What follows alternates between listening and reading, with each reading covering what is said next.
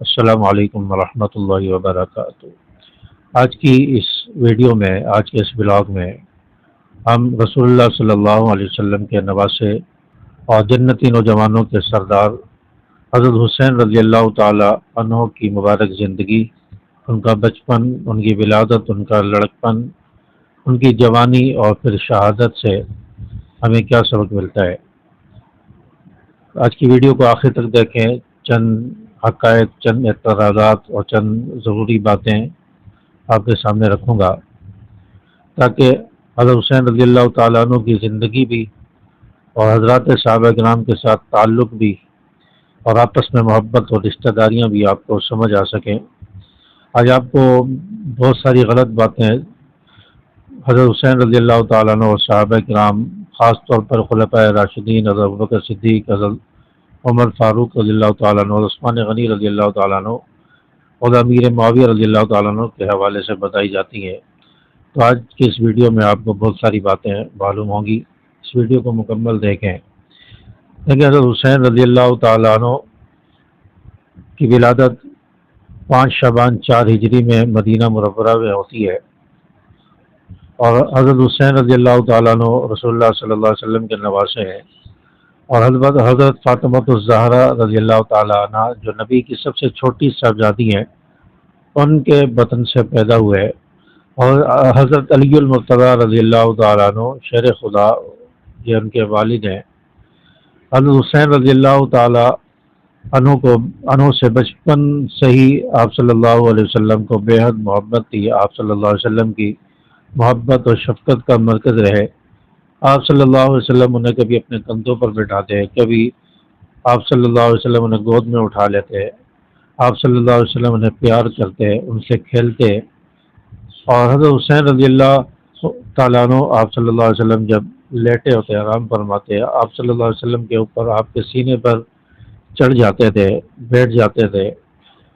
تو اس لیے آپ صلی اللہ علیہ وسلم نے ارشاد فرمایا کہ حضرت حسین رضی اللہ تعالیٰ عنہ، حضرت حسن اور حضرت حسین رضی اللہ تعالیٰ عنہ یہ جنت کے نوجوانوں کے سردار ہیں۔ حضرت حسین رضی اللہ تعالیٰ عنہ بچپن ہی سے، جوانی سے ہی نڈر، بہادر، بے خوف، حق کے سامنے ڈٹنے والے، عبادت گزار، صبر کرنے والے تھے۔ حضرت حسین رضی اللہ تعالیٰ عنہ کی زندگی بہادری میں گزری ہے، اور صحابہ کرام کے ساتھ کئی ساری جنگوں میں بھی حصہ لیا۔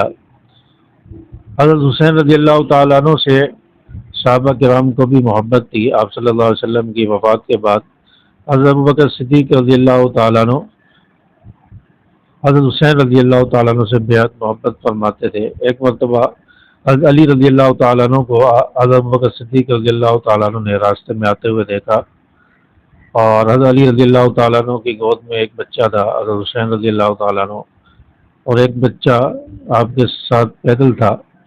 تو حضرت ابوبکر صدیق رضی اللہ تعالیٰ نے فرمایا کہ علی یہ کس کے بیٹے ہیں؟ فرمایا میرے بیٹے ہیں۔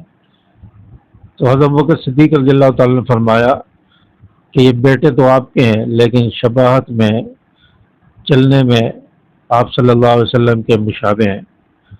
حضرت حسن رضی اللہ تعالیٰ عنہ اور حضرت حسین رضی اللہ تعالیٰ عنہ چال ڈال میں، شکل و شباہت میں آپ صلی اللہ علیہ وسلم کے مشابہ تھے۔ تو حضرت ابوبکر صدیق رضی اللہ تعالیٰ عنہ نے انہیں گود میں لیا، ان سے پیار کیا، محبت کا اظہار کیا۔ اور اسی طرح حضرت عمر رضی اللہ تعالیٰ عنہ کا دور آیا حضرت ابوبکر صدیق رضی اللہ تعالیٰ عنہ کی وفات کے بعد۔ تو حضرت عمر رضی اللہ تعالیٰ عنہ نے بیت المال سے جب سالانہ وظیفہ جاری کیا، بیت المال سے غریب لوگوں کے لیے، مستحق لوگوں کے لیے وظیفے جاری ہوتے تھے، تو ان میں حضرت عبداللہ ابن عمر جو آپ رضی اللہ تعالیٰ عنہ کے صاحبزادے تھے، ان کے لیے 500 درہم وظیفہ مقرر ہوا، کسی کے لیے 1000 درہم، کسی کے لیے 2000، کسی کے لیے 3000 درہم وظیفہ مقرر ہوا۔ لیکن حضرت عمر رضی اللہ تعالیٰ نے اعلان فرمایا کہ نبی کے نواسوں کے لیے، حضرات حسنین کے لیے 5000 درہم وظیفہ مقرر فرمایا، انہیں وظیفہ دیا جائے گا۔ تو یہ محبت ہے حضرت عمر رضی اللہ تعالیٰ عنہ کی ان کے ساتھ کہ ان کے لیے سب سے زیادہ وظیفہ مقرر فرمایا۔ حضرت عمر رضی اللہ تعالیٰ عنہ کے دور میں ایک مرتبہ یمن سے عمدہ کپڑا آیا جو صحابہ کرام میں حضرت عمر رضی اللہ تعالیٰ عنہ نے تقسیم فرمایا اور صحابہ کو حکم دیا کہ اس کپڑے میں سے قیمتی کپڑا جو حضرات حسنین کے شایان شان ہو وہ نکال کر مجھے دو تاکہ ان کے گھر پہنچایا جائے۔ صحابہ کرام نے تلاش کیا لیکن کوئی ایسا اچھا کپڑا جو حضرات حسنین کے شایان شان ہو وہ نہیں ملا۔ حضرت عمر رضی اللہ تعالیٰ نے فرمایا جب تک حضرت حسن اور حضرت حسین رضی اللہ تعالیٰ عنہ کے لیے کپڑا گھر میں نہیں پہنچ جاتا، وہ کپڑا نہیں پہن لیتے، اس وقت تک میں سکون سے نہیں بیٹھوں گا، مجھے چین نہیں آئے گا، مجھے نیند نہیں آئے گی۔ تو عمر رضی اللہ تعالیٰ عنہ نے یمن کے بادشاہ کو خط لکھا اور کہا کہ نبی کے نواسے حضرت حسن حضرت حسین رضی اللہ تعالیٰ عنہ ہیں، ان کے لیے عمدہ بہترین کپڑا سلوا کر فوراً بھیجا جائے۔ تو یمن کے بادشاہ نے دوبارہ عمدہ کپڑا، عمدہ لباس سلوا کر حضرات حسنین کے لیے بھیجا۔ حضرت عمر رضی اللہ تعالیٰ عنہ نے وہ کپڑا ان کے گھر میں پہنچایا اور پھر حضرت عمر رضی اللہ تعالیٰ عنہ فرمایا کرتے تھے اب مجھے سکون آئے گا، اب مجھے چین کی نیند آئے گی کہ نبی کے نواسوں نے بھی کپڑے پہن لیے۔ تو یہ حضرت عمر رضی اللہ تعالیٰ عنہ جنہیں محبت ہے۔ پھر حضرت عثمان رضی اللہ تعالیٰ عنہ کا دور ہے۔ حضرت عثمان رضی اللہ تعالیٰ عنہ کی رشتہ داری دیکھیں، محبت دیکھیں۔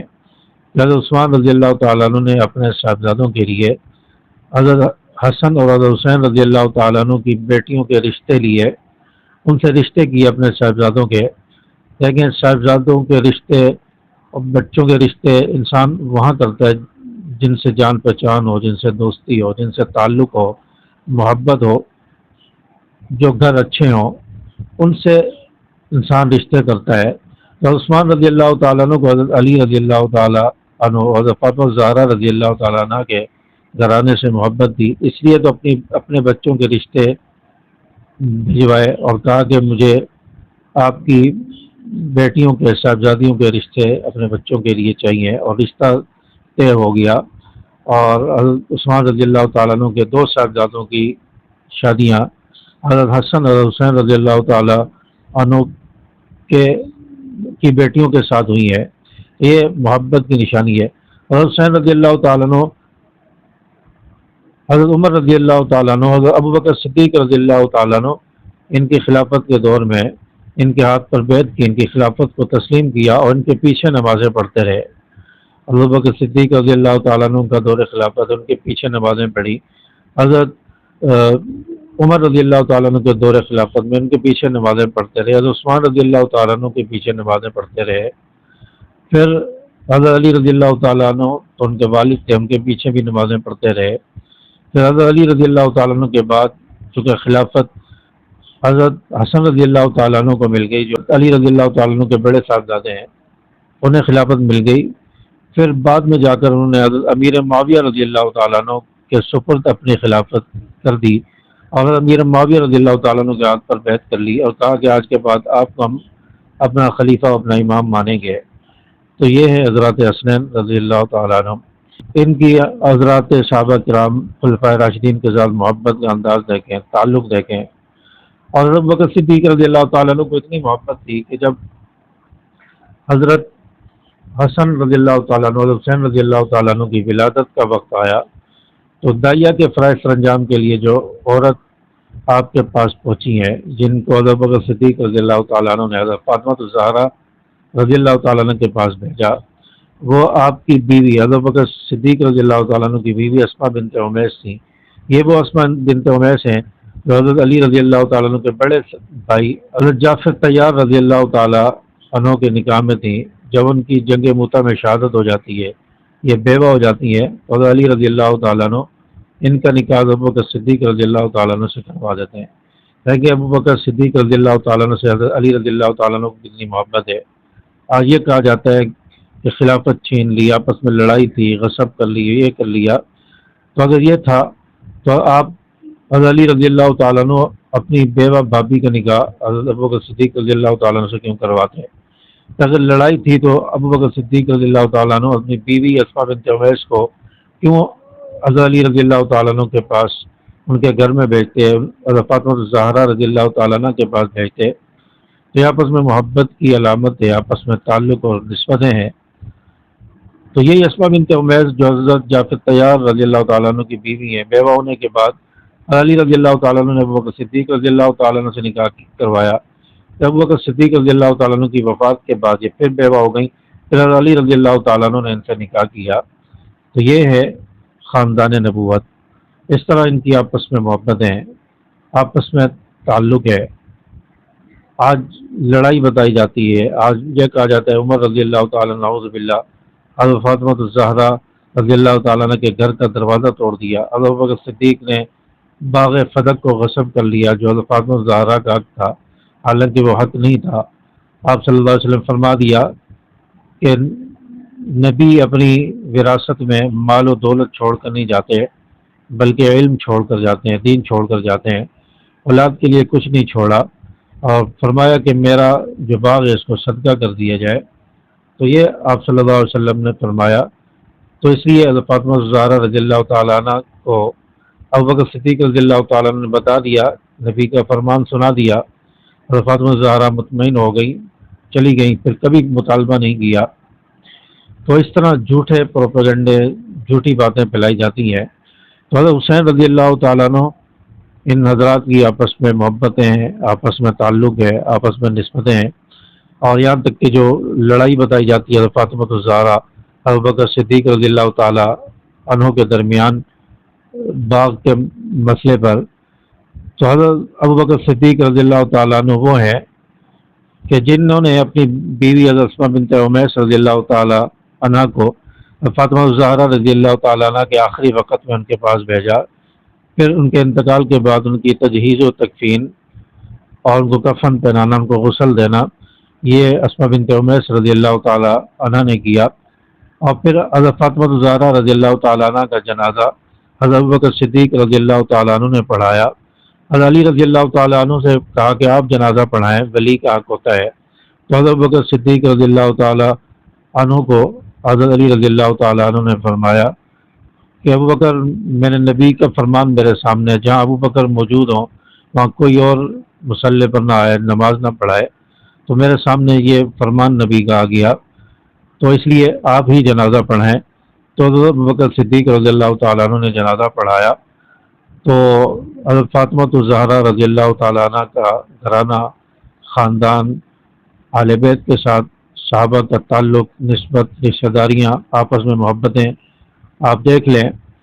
اور آپ کو آج سوشل میڈیا پر، مجالس میں بہت ساری ایسی ویڈیوز ملیں گی جہاں لڑائی، نفرت اور آپس میں قطع تعلقی یہ بتائی جائے گی۔ اور حضرت حسین رضی اللہ تعالیٰ عنہ کی جو زندگی ہے، یہ روافظ، یہ اہل تشیع طبقہ جو ہے وہ کربلا سے شروع کرتا ہے۔ کربلا میں تو حضرت حسین رضی اللہ تعالیٰ عنہ 50 سال کی عمر میں آئے، 50 سال سے اوپر عمر تھی، 50 سال پیچھے کی زندگی کیوں نہیں بتاتے؟ ان کا بچپن، لڑکپن، ان کی جوانی، شباب، وہ کیوں نہیں بتاتے؟ اس میں پھر رشتہ داریاں بتانی پڑیں گی، تعلق بتانا پڑے گا۔ حضرت بکر، حضرت عمر، حضرت عثمان رضی اللہ تعالیٰ عنہ کے پیچھے نمازیں پڑھی، ان کے ہاتھ پر بیعت کی، یہ بتانا پڑے گا، اس لیے وہ بتاتے ہی نہیں ہیں۔ اس لیے تو کہتے ہیں کہ اسلام زندہ ہوتا ہے ہر کربلا کے بعد۔ یہ اہل تشیع کا بنایا ہوا یہ شہر ہے، اور اسے مسلمان بھی بڑے فخر سے پڑھتے ہیں۔ اسلام زندہ ہوتا ہے ہر کربلا کے بعد۔ کیا نبی کے دور میں اسلام زندہ نہیں ہوا؟ کہ ابو بکر صدیق رضی اللہ تعالیٰ عنہ، حضرت عمر اور حضرت عثمان غنی رضی اللہ تعالیٰ عنہ کے دور میں اسلام زندہ نہیں ہوا؟ حضرت علی اور حضرت امیر معاویہ رضی اللہ تعالیٰ عنہ کے دور میں، صحابہ کے دور میں اسلام زندہ نہیں ہوا؟ کربلا میں کے بعد اسلام زندہ ہوا ہے۔ تو یہ روافظ کا بنایا ہوا شہر ہے جو کربلا سے حضرت حسین رضی اللہ تعالیٰ عنہ کی زندگی اور واقعات شروع کرتے ہیں، اس سے پیچھے کی بتاتے ہی نہیں ہے۔ تو حضرت حسین رضی اللہ تعالیٰ عنہ وہ ہیں جو مسلمانوں کے، جنہوں نے کربلا کے میدان میں جو اذانیں دی ہیں، وہ یہی اذانیں تھیں جو آج بھی مدینہ میں، بیت اللہ میں، مسلمانوں کی مساجد میں گونج رہی ہیں۔ وہ اذانیں نہیں تھیں جو علی ولی اللہ کے الفاظ جن میں ہیں، وہ اذانیں نہیں تھیں۔ حضرت حسین رضی اللہ تعالیٰ نے 5 نمازیں پڑھی ہیں، 3 نمازیں نہیں پڑھی۔ حضرت حسین رضی اللہ تعالیٰ عنہ کی شہادت بھی عصر کی نماز میں ہوئی ہے، اور مسلمان جو ہے وہ 5 نمازیں پڑھتے ہیں۔ اہل تشیع تو 5 نمازیں پڑھتے ہی نہیں ہیں۔ اور حضرت حسین رضی اللہ تعالیٰ عنہ کی شہادت عصر کی نماز میں ہوئی ہے، اور اہل تشیع کے ہاں عصر کی نماز ہے ہی نہیں، تو مسلمانوں کے ہاں ہیں۔ تو اس سے پتہ چلا کہ حضرت حسین رضی اللہ تعالیٰ عنہ مسلمانوں کے ہیں، اور مسلمانوں کے پیشوا ہے، مسلمانوں کے آنکھوں کا تارا ہے۔ اور حضرت حسین رضی اللہ تعالیٰ نے کربلا کے میدان میں قرآن پاک کی تلاوت کی. وہ 30 پاروں والا قرآن تھا جسے آج ہم پڑھتے ہیں، 40 پاروں والا نہیں تھا. تو اس سے پتہ چلتا ہے حضرت حسین رضی اللہ تعالیٰ عنہ مسلمانوں کے ہیں. یہ ساری باتیں دھوکے پر مبنی ہے اور جھوٹ پر مبنی ہے. کسی چیز کا سہارا تو لینا تھا مذہب کو پروان چڑھانے کے لیے، مذہب کو فوکس کرنے کے لیے، جھوٹ کا سہارا لے کے من گڑھ کہانیاں بنا کے اور اہل بیت کا نام لے کر اپنے مذہب کا پرچار کیا جاتا ہے. تو حضرت حسین رضی اللہ تعالیٰ عنہ کی ولادت 10 محرم شام کے وقت، عصر کے وقت ہوتی ہے، اور ماتم، غم اور سینہ کو بھی یہ 10 محرم کو عصر سے پہلے پہلے ختم ہو جاتی ہے. تو حضرت حسین رضی اللہ تعالیٰ عنہ کی شہادت پر غم ہے. یہ 10 محرم عصر کے بعد ہونا چاہیے اور پھر آگے 15 محرم 20 محرم تک چلتے رہنا چاہیے، لیکن یہ تو یکم محرم سے 2-3 محرم سے شروع ہو جاتا ہے اور 10 محرم حضرت حسین رضی اللہ تعالیٰ عنہ کی شہادت کے آنے سے پہلے ختم ہو جاتا ہے. تو اس سے پتہ چلا کہ تکلیف حضرت حسین رضی اللہ تعالیٰ عنہ کی زندگی سے، زندہ رہنے سے ہے. جب شہید ہو گئے، مقصد پورا ہو گیا، اب سب اپنے اپنے گھر میں بستر بوریاں لپیٹ کر چلے جاتے ہیں. تو کربلا کا واقعہ ہمیں قربانی کا درس دیتا ہے، دین پر مر مٹنے کا درس سکھاتا ہے اور بہادری سکھاتا ہے اور شجاعت سکھاتا ہے. کسی غیر اور کسی باطل کے آگے جھکنے کا درس نہیں دیتا، بلکہ ڈٹنے کا، صبر کا، بہادری کا درس دیتا ہے اور دین کی سربلندی کے لیے اپنے جان و مال کی قربانی کا درس دیتا ہے. اللہ تبارک و تعالیٰ سے دعا ہے کہ اللہ تعالیٰ نے بھی حضرت حسین رضی اللہ تعالیٰ عنہ کی سیرت اپنانے کی اور ان کی زندگی کو ہمارے لیے مشرع راہ بنائے. ویڈیو پسند آئی ہو تو اس کو لائک کریں، اپنے دوستوں کے ساتھ شیئر کریں، چینل کو ضرور سبسکرائب کریں. السلام علیکم ورحمۃ اللہ.